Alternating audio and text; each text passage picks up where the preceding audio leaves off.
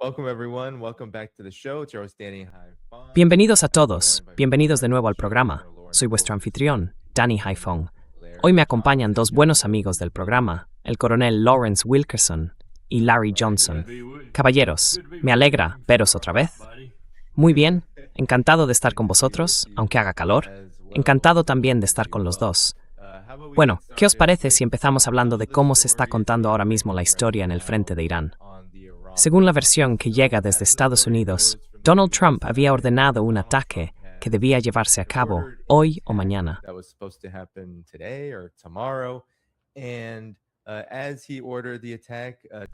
Y cuando ordenó el ataque, Donald Trump afirma que Qatar, los Emiratos Árabes Unidos y Arabia Saudí cogieron el teléfono y le dijeron: espera un momento, no ataques, porque Irán va a estar dispuesto a negociar.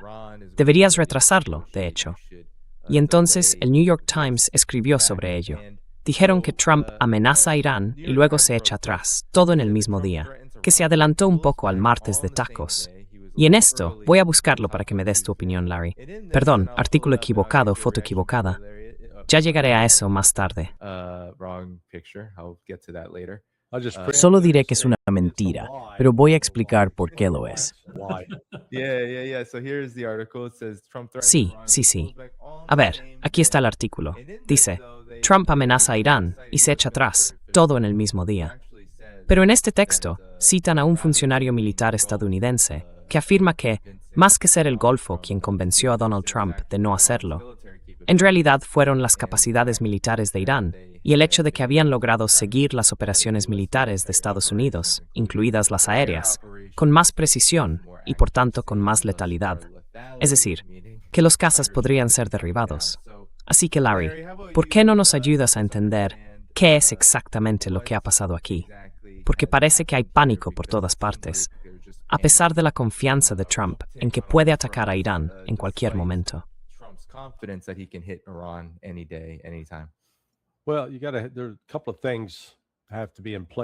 Bueno, hay un par de cosas que tienen que estar preparadas antes de que haya cualquier acción militar.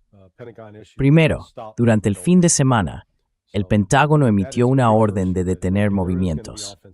Eso es un indicio de que, se está preparando una acción ofensiva. Lo que realmente marcará el inicio, lo que te hace ver que ya está en marcha, es cuando el CENTCOM emita lo que se llaman órdenes de asignación aérea, las ATO, cuando empiezas a oír esos acrónimos. Aún no se ha emitido ninguna ATO.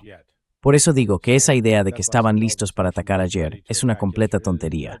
Es simplemente una mentira. No estaban listos para atacar. El factor decisivo, el país que determinará si Estados Unidos lleva a cabo o no un ataque militar, es Arabia Saudí.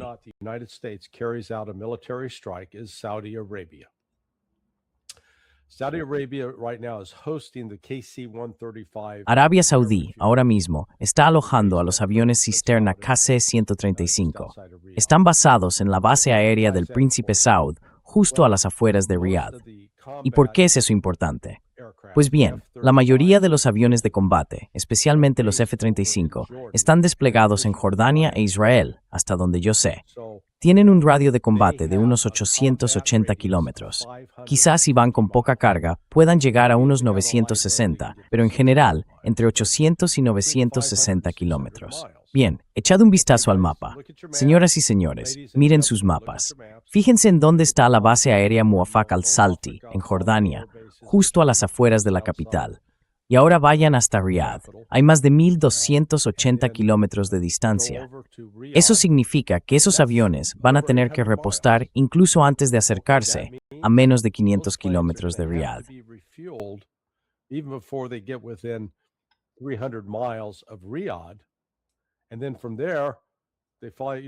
Y desde ahí, completan las otras 300 millas hasta Riad, y pueden simplemente pasar por Riad. Podrían lanzar un misil Tomahawk o un JASSM hacia Irán, y después tienen que repostar de inmediato. Así que estos aviones, para poder operar, cada F-35 va a necesitar al menos, probablemente un mínimo de 4 repostajes en vuelo, solo para mantenerse en el aire y poder regresar a su base. Por eso estos aviones, cisterna adelantados, posicionados allí en Arabia Saudí, son fundamentales. Ahora bien, vimos hace 2 semanas cuando Trump anunció el llamado Proyecto Libertad, que también iba a usar aviones de combate para supuestamente abrir el estrecho. Pues bien, se canceló en menos de 36 horas, porque los saudíes dijeron, no vais a usar nuestro espacio. Y los kuwaitíes dijeron, nosotros tampoco, estamos con ellos.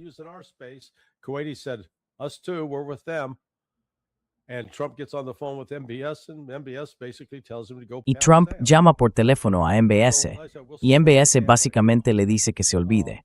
Así que dije, bueno, veremos dónde estamos ahora. Sé que hay esfuerzos muy amplios en marcha por parte de los chinos y los rusos para intentar levantar una nueva arquitectura de seguridad en el Golfo Pérsico, que incluiría a Turquía, a los saudíes y a Irán. Estoy esperando. Tengo una fuente que puede proporcionar información desde Pakistán, de los niveles más altos. Los pakistaníes están muy en contacto tanto con los saudíes como con los iraníes, especialmente con los saudíes. Tienen con ellos un pacto de defensa mutua. Así que podremos hacernos una idea de si en efecto los saudíes dicen no vais a usar nuestro territorio. Entonces, las opciones de Trump serían realmente muy limitadas en ese momento. Trump's options are really limited at that point. Yeah, great points. And Colonel Wilkerson, where I get Sí, your comment. muy I'll buenos just puntos. read this Y Coronel Wilkerson, antes de escuchar sus comentarios, voy a leer este breve fragmento de The New York Times sobre esta situación de ataque y retirada, titulado Martes. El artículo cita a un funcionario que advirtió que el derribo del caza F-15E el mes pasado y el fuego terrestre que alcanzó a un F-35 revelaron que las tácticas de vuelo estadounidenses se habían vuelto demasiado predecibles, lo que permitió a Irán defenderse con más eficacia. Y, quizá lo más importante, los responsables militares estadounidenses dijeron que, aunque 5 semanas de bombardeos intensivos pudieron haber acabado con varios líderes y comandantes iraníes, la guerra ha dejado un adversario más endurecido y resistente. Así que, ¿cuál es su opinión sobre lo que acaba de ocurrir, Coronel Wilkerson? What's just gone on here, Colonel Wilkerson? Bueno, esto debe de ser muy embarazoso para un jefe del Estado Mayor Conjunto de la Fuerza Aérea. Solo puedo imaginarlo. Algo que he visto esta mañana y creo que es correcto, viene de varias fuentes, una de ellas Reuters. Ayer Pakistán desplegó 8,000 soldados y un escuadrón de cazas en Arabia Saudí, como decía Larry. El despliegue se confirmó esta mañana, al menos por lo que he podido comprobar. Y me pregunto, este escuadrón son 16 aviones, en su mayoría cazas F-17. Y me pregunto, ¿se han desplegado para proteger a Arabia Saudí de Estados Unidos? ¿O se han desplegado de algún modo para alterar el equilibrio en la guerra entre Irán y Estados Unidos? ¿O entre Irán y Estados Unidos, Raymond?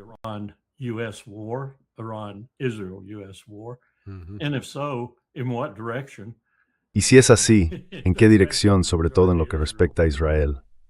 Y las tropas que, según los informes, se están desplegando junto a ellos, son para el mismo propósito. ¿Están ahí para proteger a los saudíes? Y si es para proteger a los saudíes, y como dijo Larry, hay una relación cada vez más estrecha entre Turquía, Pakistán y Arabia Saudí, ¿contra quién? Yo diría que eso es como lanzar una moneda al aire. Podría ser contra Estados Unidos, en ciertas circunstancias, si intervenimos de forma brusca. Pero no veo otra razón más que reforzar su relación con Arabia Saudí, que es nueva y está creciendo, y quizá también enviar una señal como la que estoy describiendo.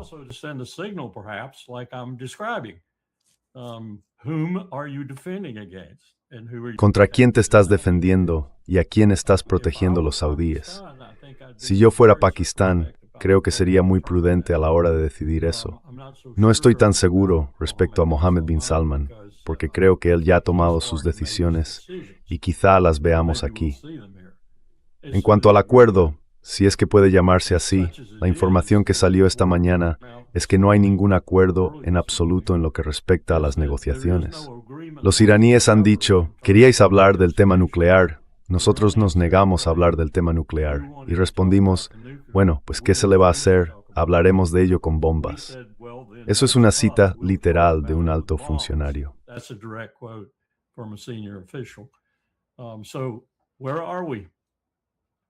Entonces, ¿dónde estamos? Vamos a reanudar la guerra, pero Trump no sabe cuándo ni cómo, y en realidad tampoco quiere hacerlo. Mientras tanto, tenemos al embajador de Israel en Estados Unidos haciendo declaraciones tan graves como J Street es un cáncer en la comunidad judía de América. Y tenemos a Tom Massey recibiendo una avalancha de dinero judío, millones y millones de dólares intentando derrotarle. Vaya, ¿dónde estamos? ¿Quién está ejerciendo la influencia? ¿En qué dirección y qué va a salir de todo esto? A estas alturas no tengo ni idea. Creo que Trump no quiere volver a la guerra, pero al mismo tiempo creo que sí quiere volver. Lanza la moneda.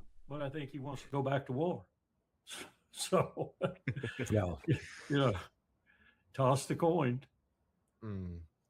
Yeah, and the Wall Street Journal reports, Larry, that Sí, y el Wall Street Journal informa, Larry, que según parece, siguiendo lo que decía el coronel Wilkerson, estos países del Golfo, Qatar, Arabia Saudí, Emiratos Árabes Unidos, sus funcionarios, fuentes anónimas dentro de sus propios gobiernos, dicen que no tenían ni idea de que Donald Trump iba a lanzar el ataque en el momento en que lo hizo. Así que eso echa un poco por tierra la idea de que fueron ellos quienes lo frenaron. ¿Qué opinas de esto? Porque ya lo ha hecho antes también.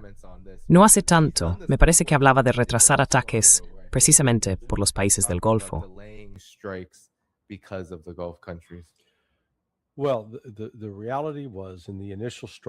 Bueno, la realidad fue que en el ataque inicial del 28 de febrero, los saudíes, a pesar de haber dicho públicamente lo contrario y de afirmar que se oponían, en realidad lo apoyaron por completo.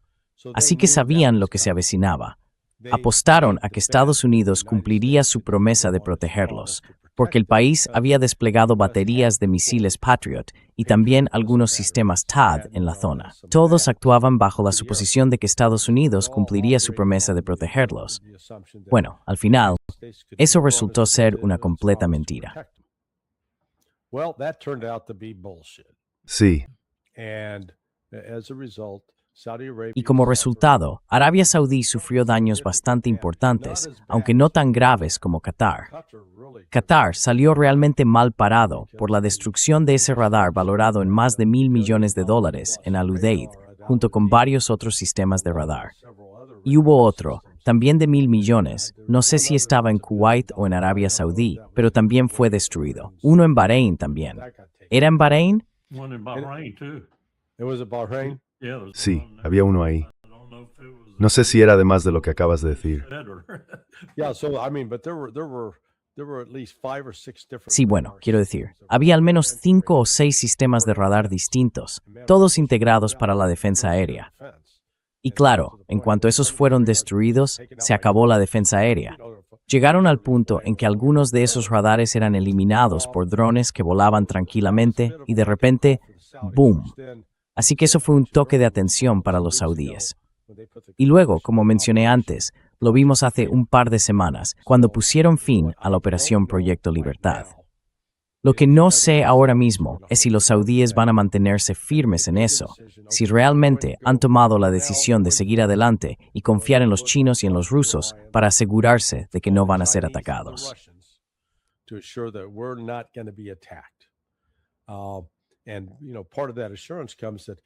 Y parte de esa tranquilidad viene de que ya no tendrán que preocuparse por todo eso.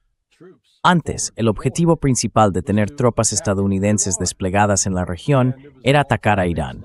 Y todo se basaba en una mentira, en una suposición falsa de que Irán tenía intención de atacar a esos países, cosa que no era cierta. Nunca lo ha hecho. Solo después de que esos países se dejaran usar como plataforma para lanzar ataques contra Irán, Irán respondió diciendo, de acuerdo chicos, ahora vais a pagar las consecuencias. Ahora bien, el otro caso aparte aquí son los Emiratos Árabes Unidos. No son realmente decisivos. Los dos países que controlan la mayoría de los recursos más importantes son Arabia Saudí, que es el principal distribuidor de esos productos.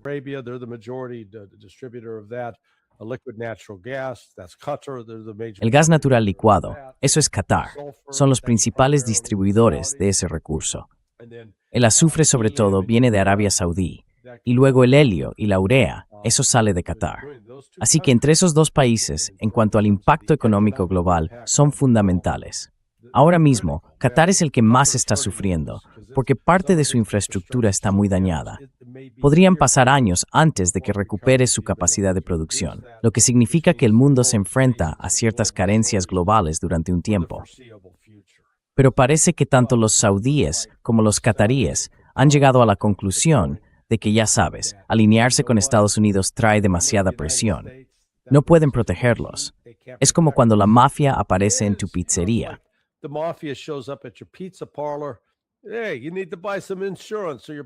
Oye, tienes que contratar un seguro para que tu pizzería no se incendie, ¿me entiendes? Así que bueno, pagas el dinero. Al mes siguiente, tu pizzería se quema. Y vuelves a hablar con los tipos y les dices, oye, os pagué ese dinero. Y ellos te contestan, lo sentimos, no teníamos control sobre eso. Pues eso es básicamente lo que ha pasado aquí. Estados Unidos ofreció algo así como dinero de protección. Pagaron. Compraron armas estadounidenses. Compraron bonos del Tesoro de Estados Unidos. Dejaron que Estados Unidos instalara tropas allí. Y de repente, ¡zas!, les dan un golpe en la cara. Acaban con la nariz sangrando. Y dicen, un momento, esto no debía pasar. Así que creo que ahora mismo hay una reevaluación de la relación con Estados Unidos en marcha.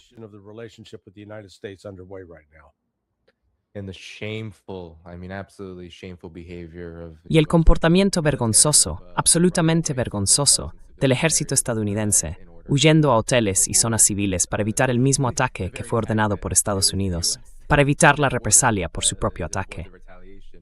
Pero ya sabe, Coronel Wilkerson, hay un misterio que lleva tiempo ocurriendo en la región. ¿Solo uno? Coméntelo. Bueno, ¿cada día se han fijado? Y esto va para los dos. Hay informes de los Emiratos Árabes Unidos. También ha habido uno de Arabia Saudí. Pero parece que casi a diario, los Emiratos, en particular, el Ministerio de Defensa, hablan de drones hostiles que les están atacando. Esta vez 6 en las últimas 48 horas.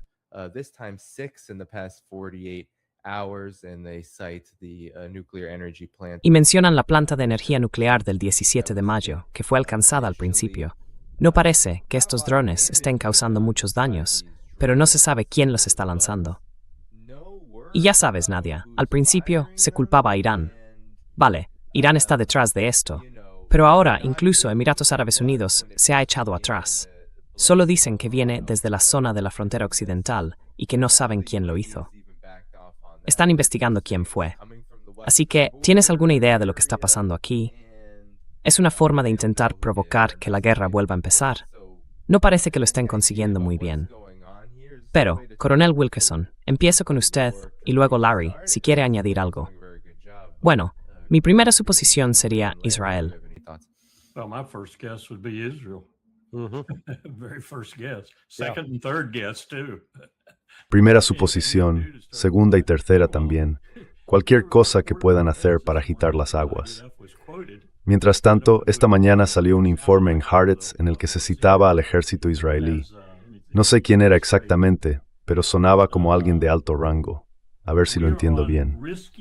Sí, estamos en misiones arriesgadas y sin sentido, a plena luz del día, y no deberíamos estar aquí. Eso lo decía el mando superior del ejército israelí en el Líbano, y no les culpo por decirlo. Ayer vi las estadísticas sobre, Netanyahu ha puesto un cerrojo, porque podríamos entrar en los datos del propio ejército y ver los casos de estrés postraumático, suicidios, deserciones y ausencias sin permiso. Todo eso podríamos saberlo. Pero ahora, por lo que entiendo, se ha cortado el acceso. Netanyahu ha dicho que no se puede revelar más esa información. Pues bien, ayer oíamos que todas esas cifras están disparadas y que tienen serios problemas para mantener y cubrir las fuerzas que están en el sur del Líbano.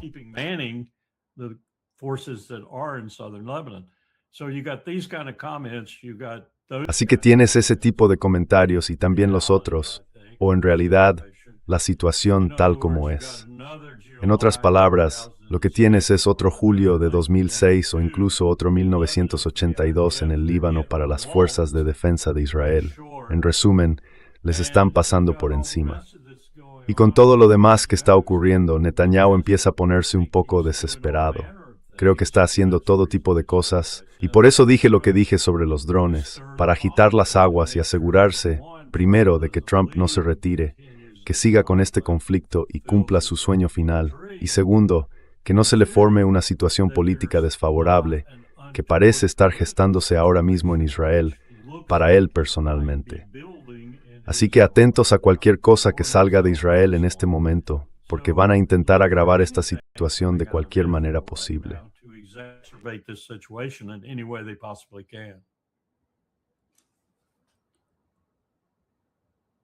How about you, Y usted, Coronel Wilkerson. Quiero decir, Larry, perdón por eso. I got promoted to 06. Okay, cool. Me ascendieron a O6. Vale, genial. Ahora quiero hacer un comentario sobre las bajas de este tipo de guerras que normalmente no se ven. El fin de semana estuve trabajando como jefe de seguridad de campo en un evento de tiro para veteranos. Tenía 10 ayudantes de seguridad y uno de ellos era un tipo llamado Tank. Era sanitario de la Marina, sirvió con los Marines y ha sido uno de mis alumnos. Otro de mis alumnos, un chico llamado Jamie Lee Sclatter, también era sanitario de la Marina, pero los Marines lo formaron como francotirador. Y Jamie, quería convertirse en instructor de tiro con rifle de la NRA, y para eso tenía que hacer el curso básico de rifle.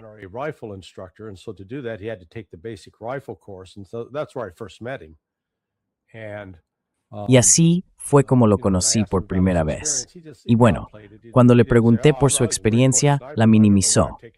No dijo algo como, fui francotirador del cuerpo de marines y no sé por qué estoy haciendo un curso contigo, que habría tenido todo el derecho a decir.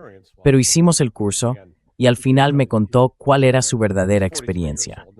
Y tiene 43 años. Y como les digo siempre a estos chicos, si tienes menos de 45, eres como uno de mis hijos, ¿vale? Así que sí, le tomé un poco el pelo. Pero es un tipo humilde, competente, muy amable. Como sanitario, pasó más tiempo salvando vidas que quitándolas.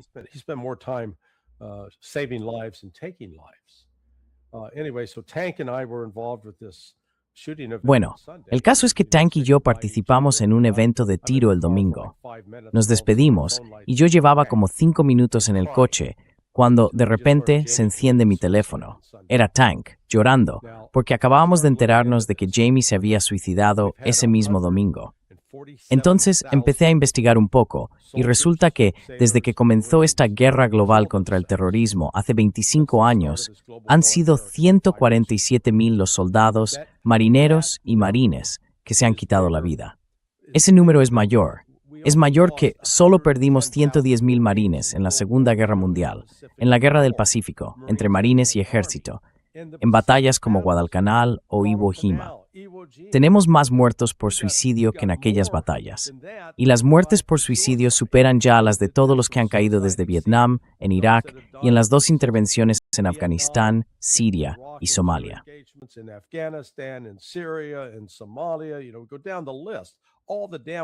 Mira, repasemos la lista. Todas las malditas guerras que hemos librado desde 1960 ni siquiera se comparan con el número total de bajas que seguimos sufriendo por el trauma emocional que se inflige a estos soldados. Y es una auténtica vergüenza. Es el tipo de cosa por la que la gente en cargos políticos, los que dan esas órdenes, nunca paga el precio. Y estoy furioso por ello. Pero ¿sabes qué? Lo mismo está pasando en Israel. Las tasas de suicidio están subiendo porque todavía hay personas allí con conciencia que se dan cuenta de que han matado, que han asesinado a mujeres y niños y no pueden vivir consigo mismos por eso. Let me throw this on top of that, Danny. Déjame añadir algo más a eso, Danny. El número de veteranos sin hogar es casi tan alto como la cifra que Larry acaba de mencionar sobre la tasa de suicidios. Y tenemos a un presidente que es el comandante en jefe y que no muestra absolutamente ninguna preocupación por nada de esto.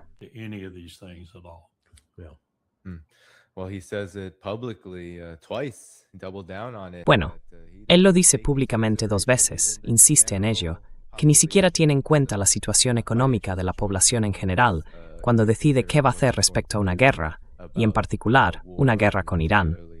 Y desde luego, eso tiene unos costes enormes. Uno de los grandes costes de estas guerras es que Estados Unidos puede evitar las enormes bajas que provoca, al menos las muertes que provoca, en otros países. Pero los costes siguen siendo altísimos para quienes regresan, para los que sobreviven a estas guerras de agresión a las que se les ordena ir. Sin duda, no hay ninguna duda de eso. y quizá pueda escuchar vuestros comentarios al respecto. There's no doubt about this. And maybe I can get your guys' comments on this. You know, the New York Times, I don't know if you saw Donald Trump. Sabes, el New York Times, no sé si lo viste, Donald Trump dijo que era un acto de traición que el New York Times, la CNN o cualquiera de los llamados medios de noticias falsas hablara ahora de que Irán había salido victorioso. Y mientras tanto, parece que han recibido el mensaje, porque justo cuando se estaba retirando el ataque, publicaron un artículo, un análisis, sobre cómo respondería Irán a nuevos bombardeos. Y lo que dicen es que Irán podría lanzar de forma continua, quizá teniendo en cuenta lo que ha sido capaz de hacer desde el alto el fuego, cientos de misiles al día contra la infraestructura energética del Golfo, las refinerías, los puertos, las plantas de desalinización de agua, e incluso cerrar el estrecho de Bab el-Mandeb. To shut down the Bab el-Mandeb Strait. And now all of this that the New York Times is reporting. Y ahora, todo esto que está publicando el New York Times viene simplemente de informes que ellos mismos han leído, igual que cualquiera de nosotros que entra a leer medios iraníes, declaraciones iraníes y lo que dicen. Básicamente, eso es lo que están citando. Entonces, ¿cuánto de todo esto tiene que ver con la reticencia de Trump a volver a la guerra? Y además, con ese otro factor añadido, que es la crisis económica que está creciendo. He visto que algunos economistas dicen que estamos a pocas semanas de una recesión global, y algunos amigos nuestros, como Preston Rondy, incluso dicen que podría ser una gran depresión. Quien quiera intervenir, adelante. Whoever wants to jump in. I'll jump in and tell you that I think Voy a intervenir para decirte que creo que una de las razones por las que estamos viendo tanta inquietud en los demás países del Golfo es precisamente lo que acabas de señalar. Hay muchísimas otras consecuencias, pero esa es una de ellas. El segundo nivel, como yo lo llamo, de objetivos que Irán tiene en la mira, por así decirlo, incluye muchos blancos y dispone de misiles de sobra para alcanzarlos, misiles balísticos rápidos y también mucho otro tipo de armamento que pueden lanzar después de esos misiles. Han sido muy eficaces coordinando lo más moderno y de alta velocidad con lo más barato y de baja velocidad, sobre todo drones. Y podrían arrasar la región, golpeando Ras Tanura, Dhahran, Jambu y todos esos otros lugares que, como acaba de señalar Larry, son absolutamente vitales para Arabia Saudí. Es decir, podrían dejar fuera de servicio entre un 7 y un 20% de su capacidad petrolera. Y eso duraría meses.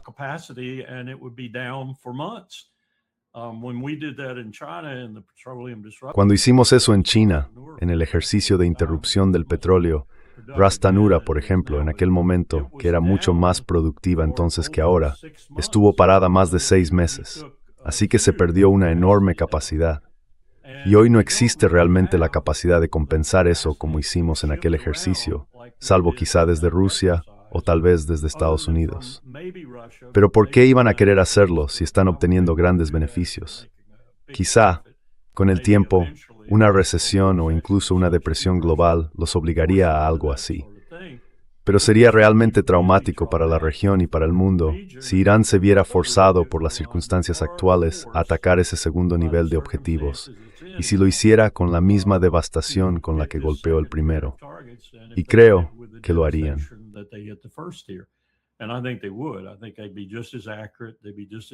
Creo que serían igual de precisos, igual de devastadores y tendrían un impacto 10 veces mayor en el mundo. Y has mencionado el Bab el-Mandeb, también eso. Los hutíes ya han demostrado que pueden cerrarlo en la práctica y eso es lo que realmente importa. Estamos ante un problema global muy serio, a menos que Trump despierte. Y cuando despierte, tendrá que darle un golpe a Bibi y apartarlo. Pero no veo que eso vaya a pasar. Sencillamente no lo veo. Del mismo modo que, aunque me pese decirlo, no veo a Tom Massie derrotando a esa enorme combinación de dinero judío-israelí que está fluyendo hacia su campaña, probablemente superando todo lo que hayamos visto jamás en una campaña para la Cámara de Representantes en la historia del país.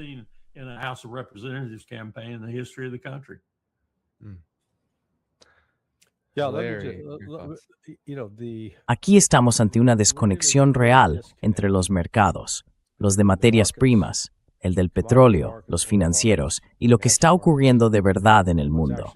Si volvemos a la época de la pandemia de la COVID, Recordemos lo que pasó con el precio del petróleo durante ese periodo. El precio por barril subió por encima de $120 y no había una escasez real.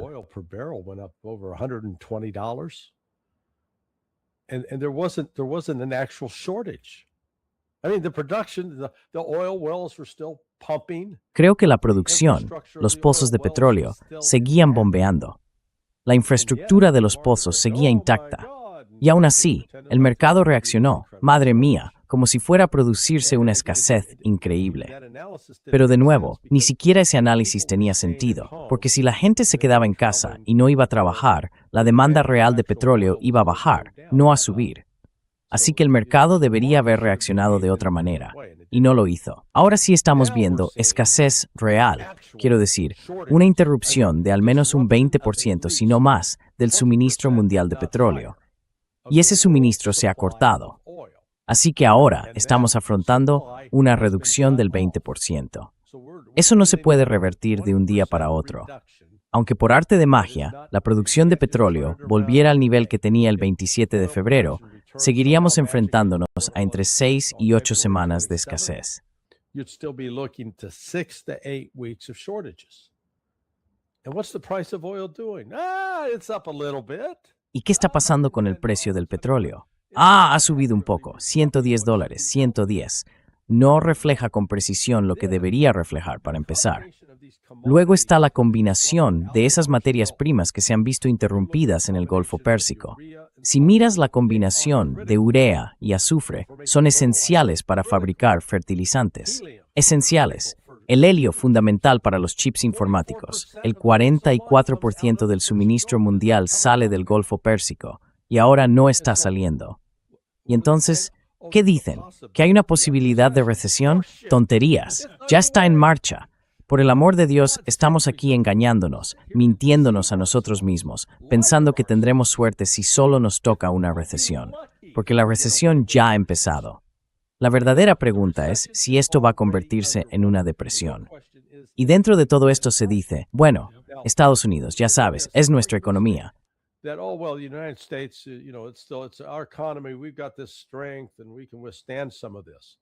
Tenemos esta fortaleza y podemos resistir parte de esto. Pero lo siento, chicos y chicas, eso es otra mentira que os están vendiendo. Los pilares de la hegemonía estadounidense, su control y su capacidad para ser el líder económico del mundo, se han basado en dos cosas. La primera es el petrodólar. Todo el mundo que quiera comprar petróleo tiene que usar dólares.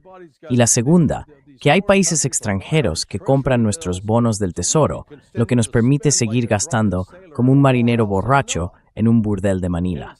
¿Y qué está pasando en realidad? Pues que en el frente del petrodólar, China, Rusia e Irán, grandes compradores o proveedores de petróleo, están vendiendo ahora en monedas alternativas, sobre todo en yuanes. Así que, si lo miramos bien, el mercado estadounidense basado en el petrodólar se está reduciendo. No está creciendo, ni se mantiene estable, se está encogiendo.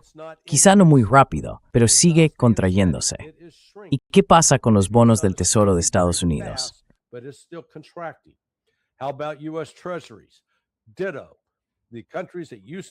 Exacto. Los países que antes compraban, China, Japón, incluso Europa, ahora están vendiendo sus bonos del tesoro. Ya no compran nuevos. Y la gente dice, bueno, esto ha pasado antes.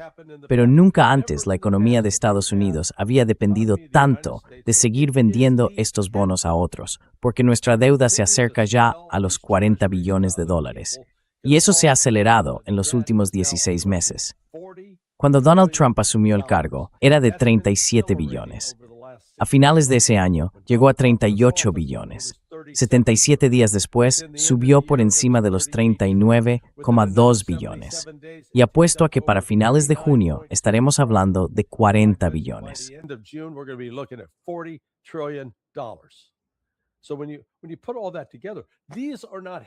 Así que, cuando juntas todo eso, no son buenas noticias para una economía que se supone que va bien. No, no va bien. Y la contracción que se avecina es una cadena de efectos provocada por la escasez, no solo de gas natural licuado y de petróleo, sino también de urea, de azufre, de helio. Quiero decir, el azufre, que se usa para fabricar tantas cosas distintas, es esencial en muchísimos procesos industriales, y eso está generando un atasco. Pero seguimos ahí, engañándonos a nosotros mismos, fingiendo que no pasa nada, que hay que mantener la calma, que todo va bien. No, Larry, el SP va de maravilla. Sí, ya sabes, es una mentira tras otra. Yeah. Just, it's one lie after another. Meanwhile, just to add, Mientras tanto, por si faltaba algo para empeorar el panorama, Putin acaba de anunciar, o más bien el Ministerio de Defensa ruso acaba de anunciar, que las Fuerzas Armadas van a participar en un ejercicio estratégico nuclear a gran escala que se prolongará hasta el 21 de mayo. El simulacro incluye a las fuerzas de misiles estratégicos, las flotas del norte y del Pacífico, el mando de aviación de largo alcance, distritos militares de Leningrado y Tver Central. Y según otro informe de Reuters, Lituania quiere permitir la presencia de armas nucleares de la OTAN en su territorio. Lithuania wants to allow NATO nukes on its territory. Sí, And then fast down to another one, you'll see that Y luego si bajas rápido a otro punto, verás que Kain está allí, diciéndoles a los polacos que no van a recibir las tropas que iban a recibir. ¿Qué demonios estamos haciendo en Europa? Yo sé lo que está haciendo Putin. Sé lo que está haciendo Putin. Putin ha decidido, creo yo, y con razón, probablemente viendo las pruebas que tiene, que va a tener que ir a la guerra con la OTAN. he's going to have to go to war with NATO. sí. Is a step Habrats pursue. Yeah, I mean, just to underscore that, we've had statements now. Sí, quiero subrayar eso. En los últimos 5 días hemos tenido declaraciones. Dmitry Polyansky, el que fue el número 2 de la misión rusa ante la ONU. Y conozco a Dmitry. Era y sigue siendo un muy buen amigo. Cuando hablé ante el Consejo de Seguridad de la ONU sobre todo el asunto del gasoducto Nord Stream, él era mi contacto en la embajada. Me invitó a un café en la ONU, me acompañó por allí y desde entonces hemos mantenido el contacto. Y luego está Sergei Ryabkov, el viceministro de Asuntos Exteriores, a quien conocí por primera vez en diciembre de 2023 en Moscú. Estaba allí con Pepe Escobar y Alastair Crook. Ambos han hecho declaraciones muy contundentes en los últimos 5 días sobre la necesidad, básicamente de que Rusia va a atacar a los europeos. Russia's going to attack the European. If the Europeans continue to supply these, Si los europeos siguen suministrando esos misiles que permiten ataques contra Rusia, Rusia va a responder. Ahora bien, que Dmitry diga eso, y estoy parafraseando lo que dijo, no es algo que Dmitry diga porque sí, como si fuera solo su opinión. No dijo, he estado pensando en esto, voy a hablar sin más. No, en absoluto. Cuando lo dijo, estaba transmitiendo un mensaje que viene firmado, sellado y entregado por Vladimir Putin y también por Sergei Lavrov, el ministro de Exteriores.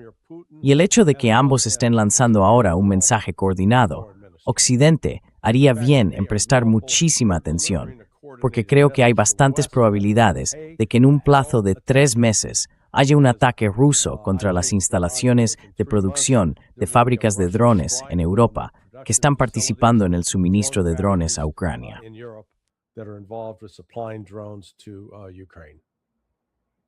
You can probably confirm this. Larry, quizá puedas confirmarlo o desmentirlo, pero anoche escuché que la Duma votó y aprobó una ley que permite a Putin ir a la guerra con quien él decida que es necesario. Whomever he decided he needed to. Yeah, Sí, he oído lo mismo, sí. And Y por supuesto se refiere a la OTAN. NATO. Sí. Sí. Sabes, esto nos lleva a muchos posibles puntos de caos entre Estados Unidos y la OTAN, o mejor dicho, a un caos imperial estadounidense en toda regla, con Estados Unidos al timón de este barco, aunque lo haga de forma caótica y desordenada. Pero no sé si viste los informes, Larry y Coronel Wilkerson. También me gustaría tu comentario sobre esto. Político está informando de ello, a pesar de que Estados Unidos sigue, al parecer, obsesionado con intentar reanudarles la guerra contra Irán, junto con los israelíes y Donald Trump. Como dijiste, Coronel Wilkerson, él quiere hacerlo. Yohunas.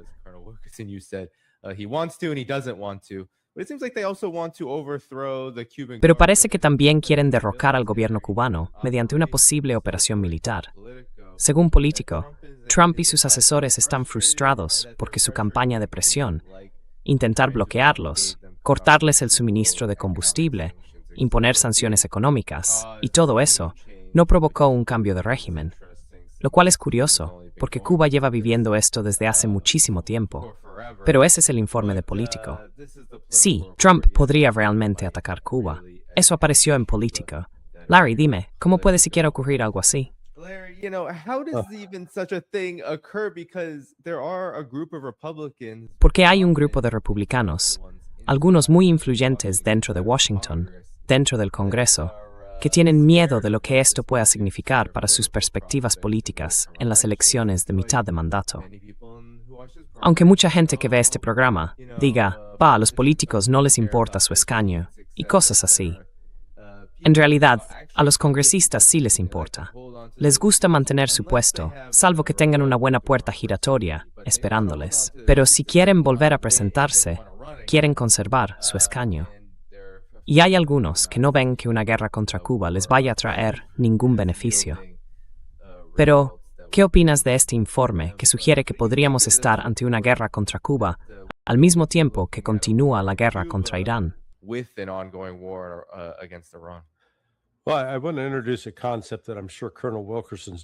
Bueno, quiero presentar un concepto que estoy seguro de que el coronel Wilkerson nunca ha oído.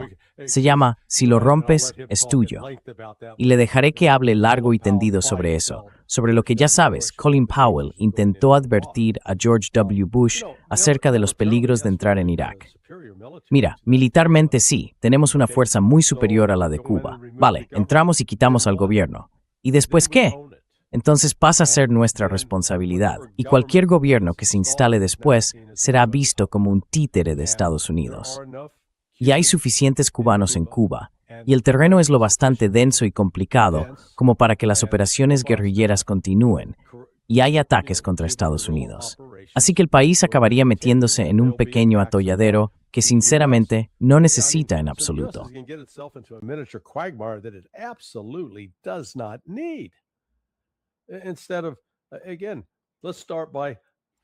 En lugar de eso, volvamos al principio. Si de verdad quieres cambiar el gobierno en Cuba, levanta el embargo.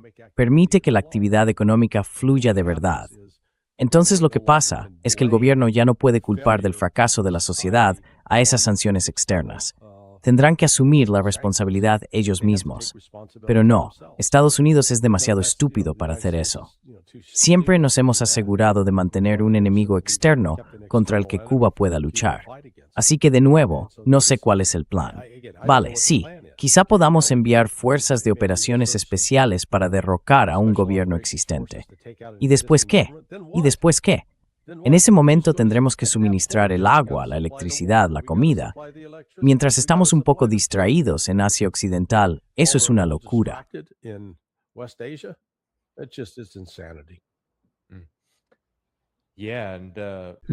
Sí. Y déjame sacar esto como seguimiento, porque creo que esto es lo que Estados Unidos va a tener en cuenta si entra en Cuba. Porque pienso que podría ser incluso peor de lo que tú dices, Larry. En el sentido de que podríamos ver quizá una segunda especie de revolución cubana en Cuba. Israel está diciendo que en un reinicio de la guerra contra Irán, esto lo publica INET, hay, digamos, una posibilidad del 50% de reanudar el conflicto. Pero un funcionario israelí le dijo a INET que los iraníes están eufóricos y se ven a sí mismos como grandes ganadores.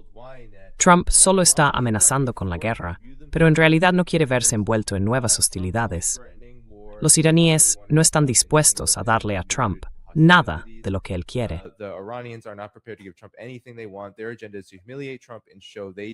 Su objetivo es humillar a Trump y demostrar que derrotaron a la mayor potencia del mundo.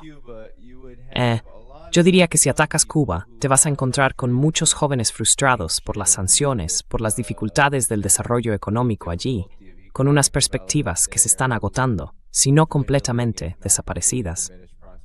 Muchos de ellos querrían luchar contra los invasores estadounidenses, y quienes los atacan les darían ese mismo tipo de fervor por derrotar al imperio, sobre todo teniendo en cuenta que está a solo 90 millas y que, bueno, no es que no haya una historia detrás. Así que, Coronel Wilkerson, ¿qué opina usted de esto? Parece que hay ciertos paralelismos aquí. Podría haber euforia en todo el mundo, yendo hacia Cuba, desde Irán, uno tras otro, con Estados Unidos poniéndose en esa situación.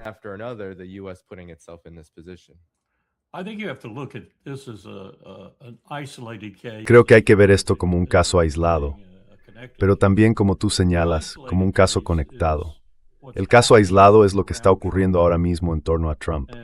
Y con eso me refiero a algo parecido a lo que pasó con George W. Bush, cuando la gente del Partido Republicano, sobre todo los de lugares como el American Enterprise Institute y otros similares, se dieron cuenta de lo inexperto que era este presidente y de hasta qué punto Cheney estaba compensando esa falta de experiencia en ciertas áreas. Pero eso no abarcaba todo el ámbito de la seguridad nacional. Así que a todos nos dejó atónitos que, por ejemplo, después de haber seguido el tema de Cuba durante unos 35 o 40 años, personas que yo consideraba detestables, auténticos, impresentables, como Otto Reich o Roger Noriega, estuvieran ahí. Roger Noriega, people like that. They just flowed into the administration. Entraron directamente en la administración y empezaron a intentar ocupar puestos secundarios y terciarios. Powell se deshizo de varios de ellos. No pudo librarse de Roger Noriega, él se quedó allí. Pero eso es lo que está pasando ahora. Y en cuanto a Cuba, ya habrás visto el artículo que acaba de salir. Pura propaganda, pero con la suficiente parte de verdad como para enfadar a la gente, por así decirlo, y hacerlo en los lugares adecuados, como en Las Vegas, en Nueva Jersey, en Florida, y así sucesivamente, donde hay grandes comunidades cubanas. Y si no lo has visto, trata de cómo el ejército cubano está ganando todo el dinero en Cuba. Se están quedando con todo. Y Raúl Castro está en la cima de todo eso.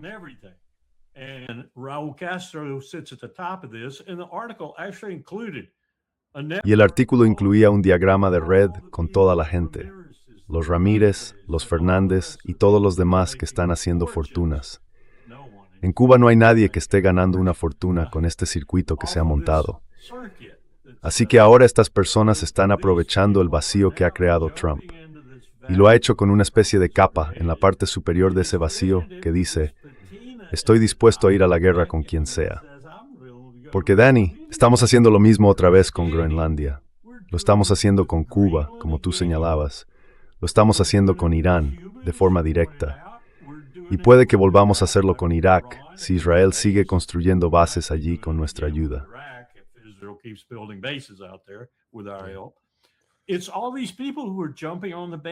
Son todas esas personas que se suben al carro, que quieren sacar adelante su pequeña obsesión y lo van a conseguir. Van a ir a por ello, y lo van a conseguir porque este presidente no sabe lo que hace. Su secretario de Defensa no sabe lo que hace. Cada vez estoy más convencido de que el presidente del Estado Mayor tampoco sabe lo que hace. Y nadie en el gobierno, Rubio, quien sea, sabe lo que hace. Así que todos esos oportunistas se cuelan por las grietas y van a por su proyecto personal. Cuba ha sido el proyecto personal de ciertos estadounidenses desde hace muchísimo tiempo. Sí. Incluido, quiero decir, Rubio es uno de ellos. Así que una de esas grietas o rendijas podría estar literalmente, sí, justo en el fondo. Sí, me eché a reír cuando mencionó el nombre de Otto Reich. Verás, cuando daba clases en la American University, allá por 1981, invitábamos a ponentes a venir. Era el programa del semestre en Washington. Yo organizaba conferencias 3 días a la semana y luego los estudiantes hacían prácticas en distintas oficinas. Y uno de los ponentes que tuve entonces fue precisamente Otto Reich. Así que, vamos, fue como un viaje al pasado. Estoy hablando de hace ya unos 45 años. No puedes deshacerte de esta gente. Sí. Y Roger Noriega es su hijo. Sabes, Roger y yo solíamos hablar y yo le decía: hablas igual que Otto. Y él respondía: bueno, es que soy igual que Otto.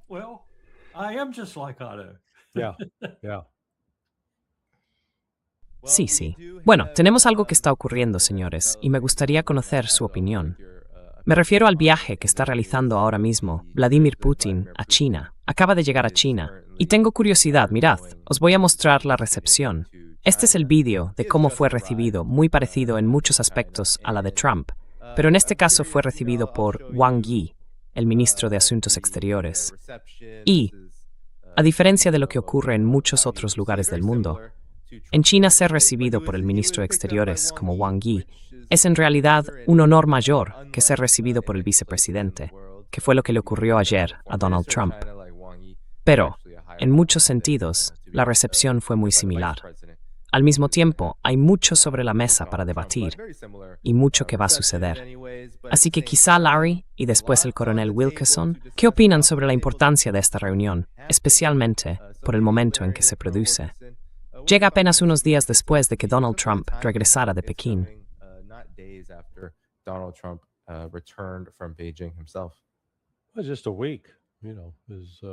Fue solo una semana, ya sabes. Fue el viernes pasado cuando Trump regresó, así que menos de una semana. Mira, el punto clave, creo que el punto clave de la discusión es esta nueva arquitectura de seguridad en el Golfo Pérsico.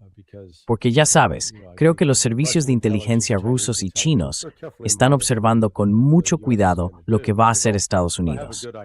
Así que tendrán una buena idea, antes de que se lancen los ataques, de cuándo o si se van a lanzar. Y por eso, una vez más, vuelvo a que gran parte de esto depende de Arabia Saudí. Creo que Arabia Saudí, Kuwait y Qatar, esos tres países, pueden detener esta guerra si se niegan a seguir cooperando con Estados Unidos, lo que enfurecería y enfadaría muchísimo a Trump. Pero eso dejaría a Estados Unidos en una posición en la que, bueno, ¿qué más puede hacer?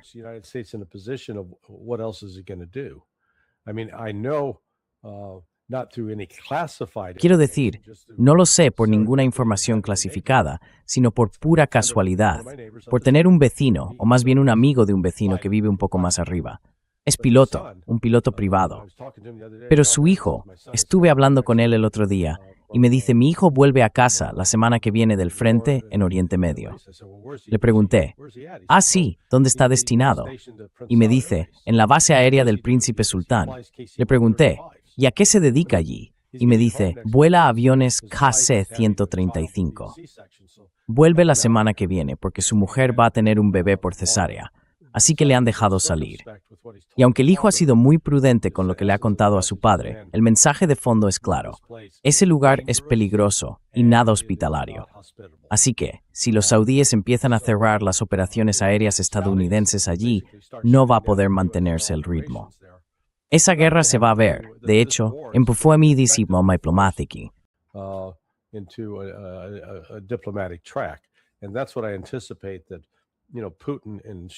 Y eso es, creo, de lo que Putin y Xi van a hablar en profundidad.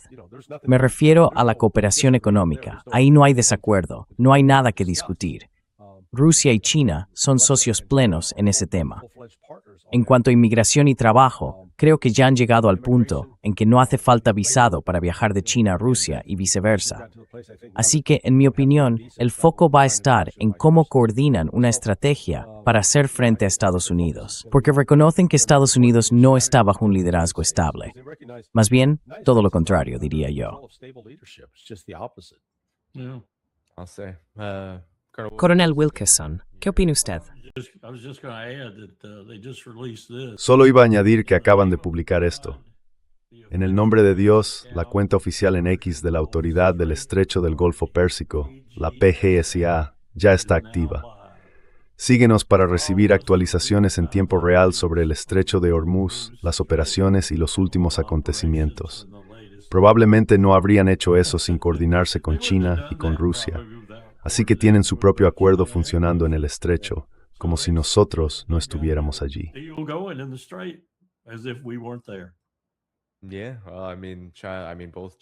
Sí, quiero decir, tanto China como Rusia no han sufrido. Bueno, hay muchos factores ahí también. China y Rusia no han sufrido impactos negativos importantes. Quiero decir, todos han tenido que lidiar con la subida de los precios del petróleo, pero Rusia ha sacado mucho provecho de eso. Y China ha conseguido evitar los peores efectos. Y además le encanta que Taiwán esté muy afectado, muchísimo, y que no pueda hacer lo mismo que China para evitarlo. Y en ese sentido, lo que Taiwán puede hacer, como no es un país independiente, es colaborar con Irán para asegurarse de que sus buques salgan del estrecho de Hormuz, que es exactamente lo que está ocurriendo.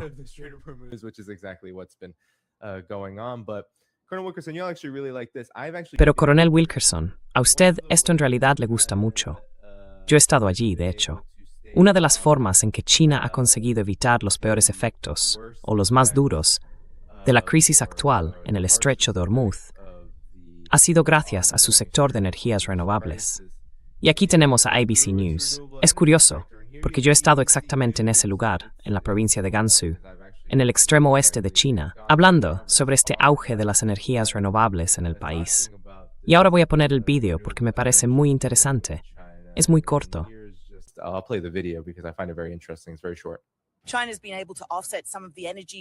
China ha conseguido compensar parte del impacto energético provocado por la guerra en Irán y el cierre del estrecho de Hormuz, en parte gracias a su apuesta, su cambio hacia las energías renovables en los últimos años.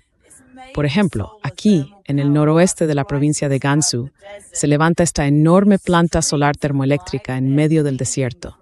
Se pueden ver haces de luz que salen de esos 12.000 espejos que se mueven siguiendo al sol y redirigen la luz hacia esa torre central, donde calientan sales fundidas a temperaturas extremas. Dicen que, en solo 1 hora de funcionamiento, pueden generar la energía que una familia media en China consumiría en unos 40 años.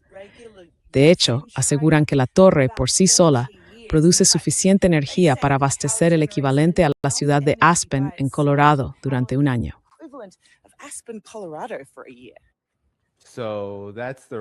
Así que ese es el informe. Yo he estado allí. Era un día nublado, así que no tuve ese sol tan bonito. En realidad esto es el desierto del Gobi, y es un logro impresionante. Es una planta solar enorme. Si has visto los proyectos con los que están teniendo algunos problemas en lo que respecta a los tibetanos, aún así están ahí y siguen creciendo. Están construyendo campos solares en la atmósfera increíblemente limpia del Tíbet, donde se obtiene unas 4 o 5 veces más energía de esos paneles. Y además, los paneles son mejores que los nuestros. Los chinos fabrican los mejores paneles solares del mundo. Y el hecho de que puedan aprovechar esa altitud y sigan ampliando, creo que leí en National Geographic que solo con eso van a conseguir una producción equivalente a la de la presa del Río Amarillo. Así que, si comparamos la energía hidroeléctrica con la solar, están muy por delante de todos los demás en el mundo en cuanto a energías renovables.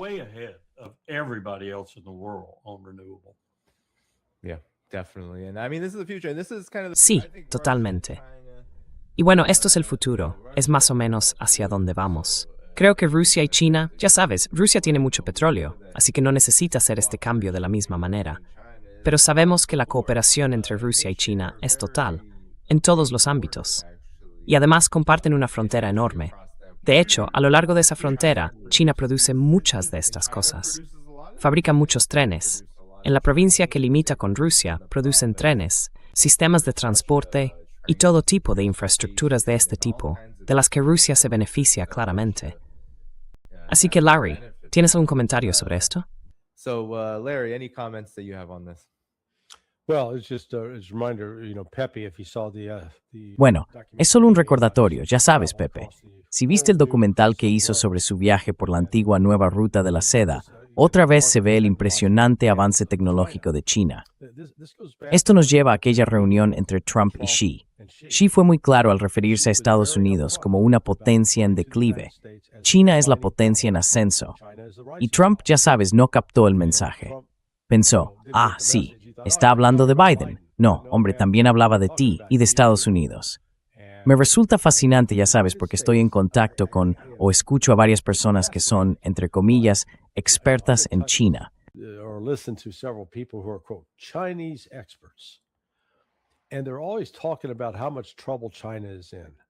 Siempre están hablando de lo mal que está China, de lo frágil que es, de que, madre mía, están al borde del desastre. Y todo eso es un engaño, no es real. Y pienso, vamos a ver, los chinos han logrado más avances tecnológicos en los últimos 10 años que Estados Unidos en los últimos 40. ¿Tienen algunos retos demográficos? Sí. ¿Tienen problemas con el mercado inmobiliario? También. pero China no está con una deuda respecto al PIB de 130 a 1. No, su ratio de deuda sobre PIB, sumando una idiomas torno 88 a 1. 130 million to 1. No, their debt to GDP ratio is more like all of it combined is like 88. So they're not in the kind of extreme financial stress. Así que ellos no están pasando por el tipo de estrés financiero extremo que sufrimos nosotros, y aún así, el mundo sigue moviéndose en su dirección. Están fabricando más vehículos eléctricos que no dependen del petróleo. Han diversificado su industria. Están muy avanzados en el campo de la robótica y los drones. Nosotros no. Y sin embargo, seguimos con esta ilusión de que de algún modo somos más avanzados, que lo controlamos todo, que seguimos siendo los mejores. Pero ya no es así. Así que, en fin, ahí estaba Xi de la realidad y Trump sin ser capaz de entenderla.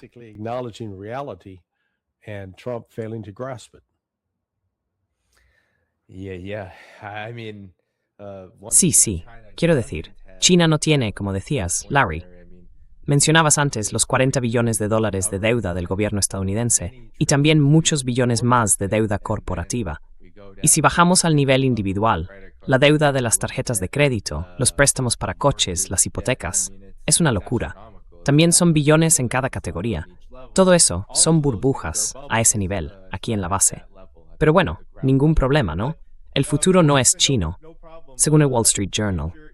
Tenemos a Apple, la NBA y a Sydney Sweeney, así que en teoría vamos hacia arriba. Pero dime, ¿qué opinas tú?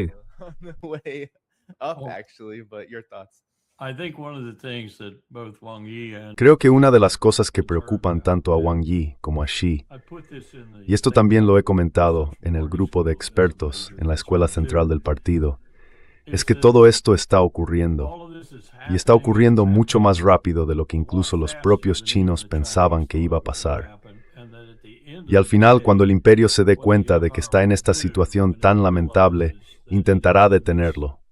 Y lo intentará hacer con armas nucleares, para igualar las condiciones, por así decirlo. Creo que esa es una preocupación creciente tanto en Moscú como en Pekín, también en otros lugares, pero sobre todo allí, porque son ellos los que tienen que entrar en la carrera armamentística que nosotros estamos iniciando ahora, solo para poder mantenerse al ritmo y gastar todos los recursos que podrían destinar a otras cosas. China no quiere gastar todos esos recursos en armas nucleares, pero ha tomado la decisión de hacerlo.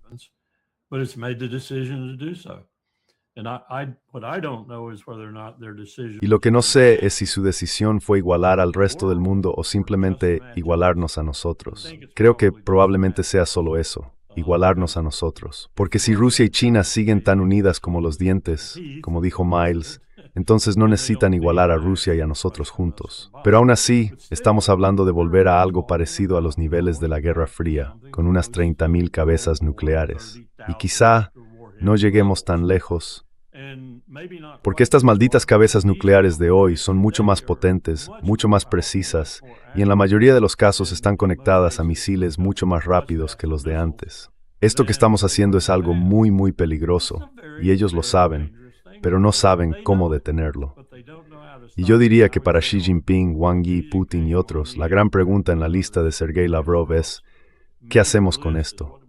¿Qué hacemos con esta superpotencia errante, en declive, que se desvanece y sigue siendo extremadamente peligrosa? Ajá. Bueno, ha sido un gran programa, señores. ¿Algún comentario final? Larry, voy contigo antes de terminar. No, ya lo veremos. Creo que esta semana será un momento decisivo. Sabremos si los saudíes van a colaborar o no. Si los saudíes colaboran, la guerra seguirá. Si no lo hacen, puede que la guerra se vea obligada a terminar de una forma que no le guste a Estados Unidos. Coronel Walker, ¿algún comentario final? US Seri tu favorito gustar. Sí, Dios recuerde. Ojalá Bibi hubiera salido a la calle y hubiera dicho, tengo estrés postraumático.